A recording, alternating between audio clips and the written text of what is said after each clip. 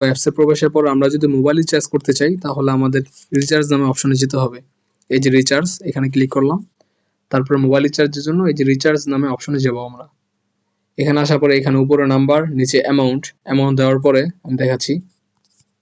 Number তুললাম, নিচে amount দেওয়ার পর আমরা যদি নেক্সটে ক্লিক করি, তারপর হচ্ছে আমাদের অ্যাপসের পিন চাইবে। আমরা যদি পিন দেওয়ার পর এখানে কনফার্মে ক্লিক করি তাহলে রিচার্জ সফল হয়ে যাবে 2 থেকে 5 সেকেন্ডের মধ্যে ইনশাল্লাহ।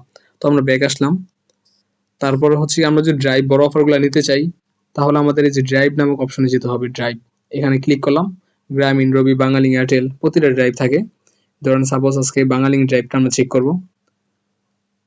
আসলাম, এখান থেকে আমরা স্ক্রল করতে পারবো। মিনিট, ইন্টারনেট, বান্ডেল প্রতিটা অফার ভাগ করা আছে, দেখতে পারবো আমরা এখানে। আর যদি সব দেখতে চাই তাহলে অলে ক্লিক করে সব দেখতে পারবো একসাথে। তো এখান থেকে যদি আমরা একটা অফার হিট করতে চাই তাহলে হচ্ছে কি আমরা যেমন একটা অফার দেখাই, 998 টাকায় 60 জিবি 1500 মিনিট 30 দিন, 320 টাকা কমিশন, 678 টাকা। তো এটা যদি আমরা কিনতে চাই, প্রতিটা অফার কেনার ক্ষেত্রে আপনাকে বাই নাও এখানে ক্লিক করতে হবে।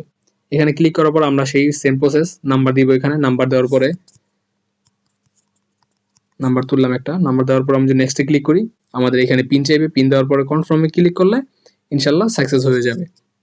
আপনার রিচার্জ সাকসেস আছে কিনা, প্রসেস আছে সেগুলো দেখার জন্য আপনি যে হিস্ট্রি নামক অপশনে আসতে পারেন। এখান থেকে আপনি দেখতে পারবেন আপনার রিচার্জ সফল হয়েছে কিনা, প্রসেসিং এ আছে।